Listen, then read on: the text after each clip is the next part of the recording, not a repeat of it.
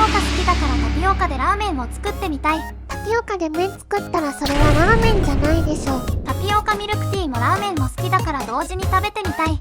身についてる？ということで買ってきましたタピオカパール。買ってきたっていうよりAmazonね。ネットがないとこんなの田舎で売ってません。こんなので麺が作れるのか？これはタピオカミルクティーにするためのタピオカパールよ。美味しいタピオカパールにするには一晩水につけておかないといけないのよ。じゃあ麺の方は？なんとタピオカパールを水につけている間にちょうど届きました。届いてなかったらどうするつもりだったんだ？そんなこと考えてたら人生やっていけません。その日暮らしの兄貴。小麦粉とそば粉以外で麺を作るのは初めてなのでワクワクしますね。嫌な予感しかしない。ラーメンは普通小麦粉に水と乾水を入れてこねていきますが、調べたところタピオカの麺は熱湯でこねていくらしいです。食べたこともないものを作るんかい。普通のラーメンを作るのはもう究極の域に達しているから、新しいチャレンジをしないといけないのです。まともなラーメン作るの見たことないけど。そうでしたっけ？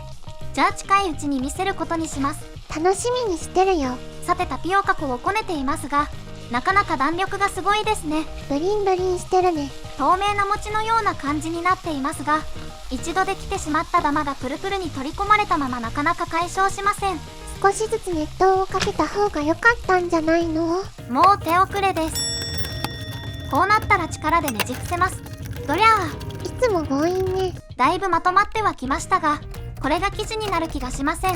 ネットにもタピオカ粉だけで作る麺は珍しいって書いてたから難しいんじゃないの？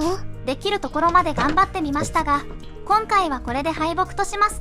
さようなら。おいおい、ここで終わるんかい。まあまあ、とりあえず美味しい紅茶でも飲んで一服しましょう。現実逃避か。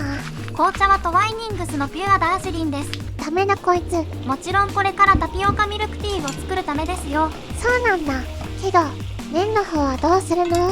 だからまずは紅茶で一服してからよ。どこまでが本気なんだ？せっかくだからロイヤルミルクティーを作りましょう。それは美味しそう。はじめは少しのお湯で3分蒸らして、それから電子レンジで温めておいた牛乳を少しずつ足していくのがコツです。チャイも作れそうね。チャイは紅茶を入れる前にシナモンやクローブを入れて煮出せば作れます。そうなんだ。牛乳を煮立たせないように注意していきます。いい匂いがしてきたね。いい感じになってきたらロイヤルミルクティーの完成。美味しそう。ということで鶏ガラスープの素を入れます。やめてよ。なんでそんなの入れるの？これからラーメンと合体させるからよ。マジか。そのまま飲ませてよ。さて麺の方をリベンジして。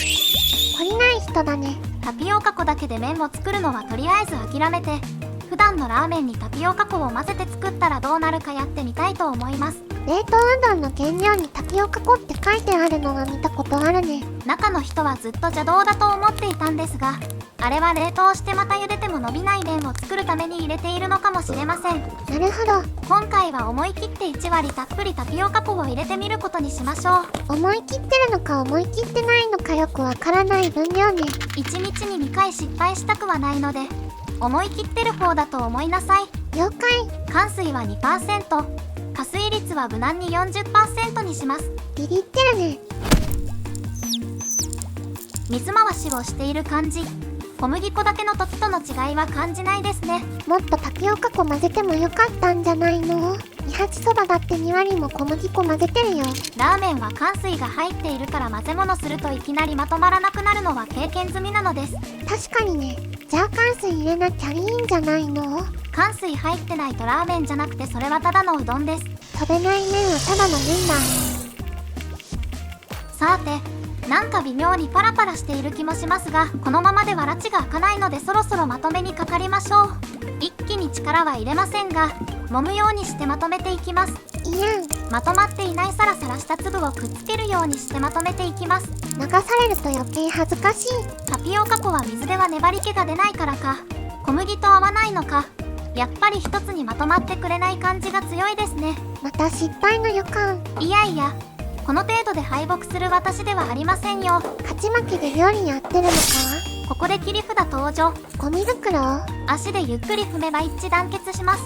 もっと踏んづけてください。お望みならあんたも踏んづけてやるわ。靴のままはやめてください。少し薄くなったら順番に端を畳んで踏んでを4回繰り返したら出来上がり。おお、綺麗な生地になったね。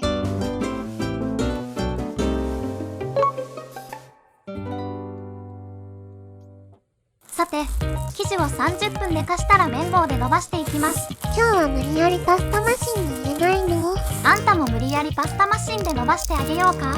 2次元になるからやめて。もう2次元でしょ。ネタ発言はダメよ。いい感じの厚さまで伸ばしたら、ここでパスタマシン登場。さあ、生地がちゃんと入るかな？なんとか入りましたね。ギリギリセーフなのか？すごい音してるけど。まあ、なんとかなるんじゃないでしょうか。今日はパスタマシンのオニアングルないの？中の人が録画ボタンを押すの忘れてました。そうなんだ。ここから気づいて録画してあるので存分煽りアングルをお楽しみください。別に楽しみにはしてないけどね。なんてことなの。あんた、私の心をもてあそんだのね。どんな情緒してるんだ。とはいえ、毎回パスタマシンで麺を伸ばすところを見せられても飽きるでしょうから、ここは高速ワープします。2人ともびっくりの16倍速。今日は珍しく細麺カッターで麺を切ります。いつもゴン太だったのにどうしたの？これにはちゃんと理由があるんです。何それ？ヒントはタピオカミルクティーよ。まさか。答え合わせは後ほど。ということで麺が完成しました。細麺も美味しそうね。さてさて、半日水につけていたタピオカパール登場。なんか茶色になってるね。普通のとブラックタピオカパールを一緒に水につけていたんですが、どうやらブラックの方の色が染み出したようですね。これって何の色なんだろう？調べたらカラメル色素で着色されているそうです。そうなんだ。すでに水を吸って柔らかくなっているので、10分弱火で茹でるだけです。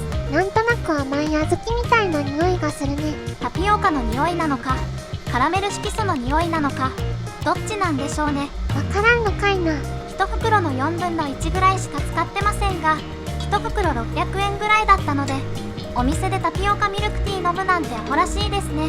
それは言ったらおしまいよ。甘い匂いのせいかたまたまかわかりませんが、クロタンがおねだりしてますね。猫にタピオカ。それはあげられないので、ミルクをあげるとしましょう。よかったね。昨年末には牛の焼肉をお裾分けしてから、すっかり人間の食べているものを欲しがる贅沢な猫になってしまいました。タピオカパールも透明になってきたので水を切ります。いい感じ。そしてタピオカ入りラーメンを茹でていきます。どうなるか楽しみだね。茹で時間がいつも通りかわからないので、途中で確認。ブリンブリン。結果としては3分茹でて完成。盛り付けていきましょう。まさかコップに盛り付けるの？タピオカミルクティーのラーメンなんだから当然でしょう。ヤヒー。真ん中を麺にしてタピオカパールで挟むことにします。そこに凝ってどうする？ついでにラーメン鉢にも盛り付けておきましょう。いかれてるわ。ほんま。仕上げにロイヤルミルクティーをたっぷり注いでいきます。ラーメン鉢の方にもね。ほんと味の想像が全くつかない。さあ、ついに完成しました。タピオカミルクティーラーメン。見た目がマジえぐい。革新的と言ってほしいですね。食欲そそらないな。飲んでみます。いただきます。さあ、ついに実食。飲みますって聞こえたけど。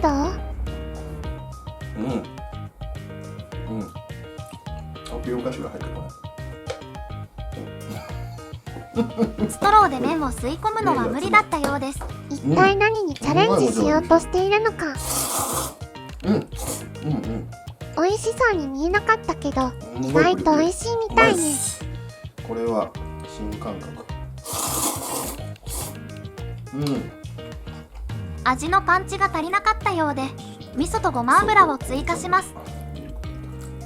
コーポレーション。なんか変な独り言言ってるよ。めっちゃうまい。めっちゃうまくなったみたいですね。これうまい。タピオカを1割入れたことでものすごい弾力になりましたが、これがラーメンかというとちょっとわかりません。そんなこといつ言ってたの？飽くなき探求心はこれからも続きます。以上です。じゃあねー。高評価、チャンネル登録よろしくね。またね。じゃあね。